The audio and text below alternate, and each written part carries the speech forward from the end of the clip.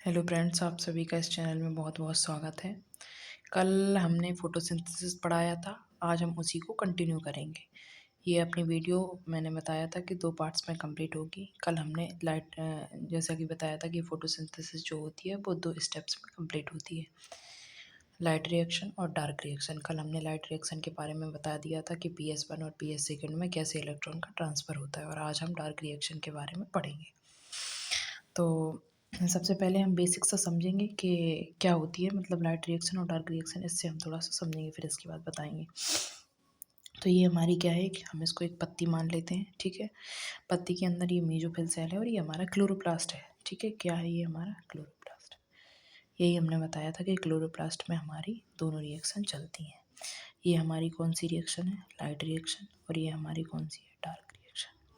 अच्छा, इसको light reaction क्यों कहा जाता है, इसको डार्क रिएक्शन? क्योंकि ये लाइट रिएक्शन इसलिए कहा जाता है क्योंकि यह सूर्य के प्रकाश की उपस्थिति में होती है, इसीलिए इसको डार्क रिएक्शन लाइट रिएक्शन कहा जाता है। जबकि ये बिना सूर्य के प्रकाश की उपस्थिति में हो जाती है, इसीलिए इसको डार्क रिएक्शन कहा जाता है, ठीक है। लाइट रिएक्शन में क्या बताया था मैंने, PS सेकंड और PS फर्स्ट। इसमें फोटो सिस्टम सेकंड और फोटो सिस्टम फर्स्ट, क्योंकि इसमें क्लोरोफिल पाया जाता है, और क्लोरोफिल क्या करता है, सूर्य के प्रकाश को कैप्चर करता है, और कैप्चर करके उससे इलेक्ट्रॉन लेता है, और इलेक्ट्रॉन लेके इसको ट्रांसफ़र करते हुए मैंने ये पूरा बताया था कि पैसे इलेक्ट्रॉन कैसे फियोफाइट एंड प्लास्टोसाइन फिर साइटोक्रोम B6। फिर इसके बाद हमारा फाइनली जो लाइट रिएक्शन से हमें क्या प्रोडक्ट मिला था, वो मिला था हमें NADPH, ठीक है। और इसके बाद में इसमें क्या होता है, फोटोलिसिस ऑफ वाटर, यानी कि जल का क्या होता है, अपघटन। इससे हाइड्रोजन में टूटता है, और इसके बाद ये जो हाइड्रोजन होता है ये थैलेकॉइड मेंबर है, थैलेकॉइड में चल रही थी हमारी लाइट रिएक्शन। तो ये जो हाइड्रोजन होता है इससे हमारा ADP, और ATP से क्या बनता है हमारा ATP, ठीक है। तो C3 साइकिल को बनाने के लिए जो प्रोडक्ट अपने लिए यूजफुल होते हैं वो हमें लाइट रिएक्शन से कंप्लीट होते हैं। तो इसका मतलब ये है कि बिना लाइट रिएक्शन के हम डार्क रिएक्शन को कंप्लीट नहीं कर सकते हैं, ठीक है। तो क्या होता है कि जो लाइट रिएक्शन से हमें क्या मिलता है, NADPH और ATP। ATP क्या है, एक एनर्जी है, और ये भी हमारी NADPH है, ठीक है। दोनों ही एनर्जी है, इनके बिना हमारी जो डार्क रिएक्शन है वो कंप्लीट नहीं हो सकती है, ठीक है। तो ये अपना बेसिक सा कंप्लीट हुआ। इसके बाद जब ये NADPH इसमें पहुंचता है और इससे ATP पहुंचता है, ये C3 साइकिल, और यहाँ से CO2 कैप्चर करके फाइनली हमें ग्लूकोज प्राप्त होता है, ठीक है। प्लांट्स को ग्लूकोज मिलता है। क्या है इसमें, द C3 साइकिल। इसको C3 साइकिल क्यों कहा जाता है, सबसे पहला क्वेश्चन ये है ना। C3 क्यों कहा जाता है, क्योंकि जब इसमें फर्स्ट प्रोडक्ट जो बनता है वो 3 कार्बन वाला होता है, और इसीलिए इसे हम C3 साइकिल कहते हैं। और ये जो एंजियोस्पर्म हायर प्लांट होते हैं जो उनमें C3 साइकिल पाई जाती है। और ये जो साइकिल होती है वो 3 प्रकार से, C3, C4 और कैम, ऐसे 3 प्रकार की साइकिल पाई जाती हैं। लेकिन हम आज जो है ना जो हायर प्लांट होते हैं उनमें जो साइकिल चलती है उसे ही हम बताएंगे कि उनमें जो ग्लूकोज होता है वो कैसे फोटोसिंथेसिस के थ्रू बनता है। तो the C3 cycle also known as the Calvin cycle, इसको केल्विन साइकिल बोला जाता है, is the primary pathway for the carbon fixation.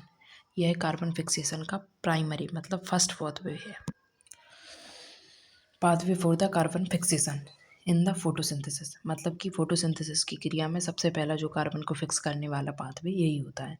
It occur in the stroma. ये जो क्लोरोप्लास्ट में मैंने बताया था कि क्लोरोप्लास्ट, कल मैंने जो जिसने भी ये लेक्चर देखने से पहले सबसे पहले जो पार्ट 1 हमने पढ़ाया है उसके बारे में समझे, फिर इसके बाद ये वाली प्रोसेस समझ में आएगी।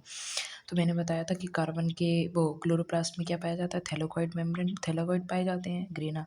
वहाँ पे हमारी लाइट रिएक्शन पर चलती है, और डार्क रिएक्शन कहाँ चलती है, हमारे क्लोरोप्लास्ट के स्ट्रोमा वाले पार्ट में, ठीक है।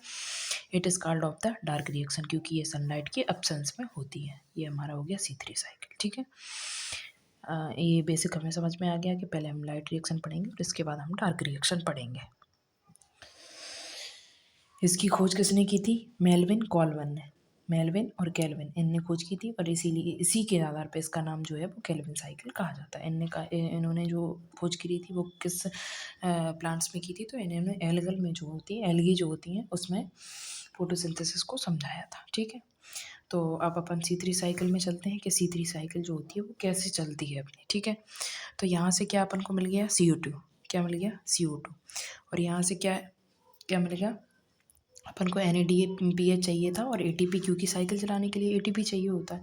तो सबसे पहले जो कार्बन डाइऑक्साइड होती है बाहर से कैप्चर अच्छा, कार्बन डाइऑक्साइड कहाँ से आती है? प्लांट्स में जो लीफ होती है उनमें रंध्र पाए जाते हैं, उनको हम स्टोमेटा बोलते हैं। वहाँ से हमारी क्या आ गई? Carbon dioxide. कार्बन डाइऑक्साइड को कौन कैप्चर करता है? राइबोलोज बिस फॉस्फेट यानी RUBP पाया जाता है। इसका कार्य क्या होता है? कार्बन डाइऑक्साइड को कैप्चर करना। जैसे लाइट रिएक्शन में जो क्लोरोफिल होता है उसका कार्य क्या होता है? सूर्य के प्रकाश को कैप्चर करना। उसी प्रकार से राइबोलोज बिसफॉस्फेट का क्या कार्य होता है? CO2 को कैप्चर करना। तो ये क्या करता है? CO2 को कैप्चर करता है सबसे पहले।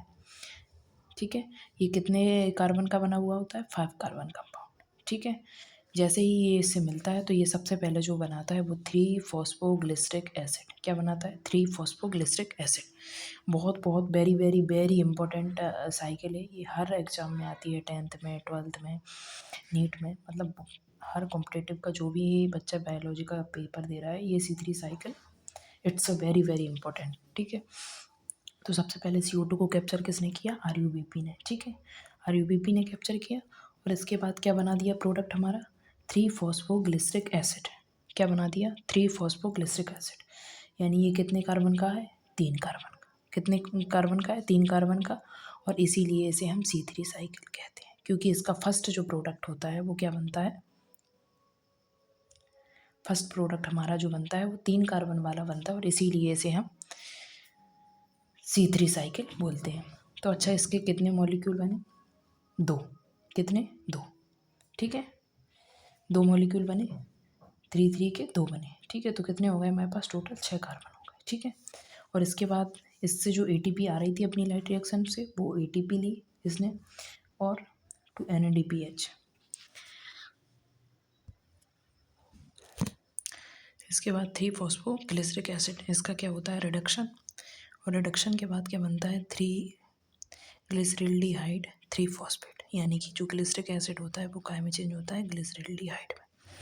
और इसी अब यहाँ पे ये हमारा फाइनल बन गया है। ठीक है, और इससे क्या बनता है हमारा? Glucose C6H12O6। ठीक है, क्योंकि ये 6 कार्बन कंपाउंड होता है तो इसका क्या होता है? इसमें 2 प्रोसेस होती हैं। एक से क्या बन जाता है? RUBP और एक से क्या बनता है? ग्लूकोज।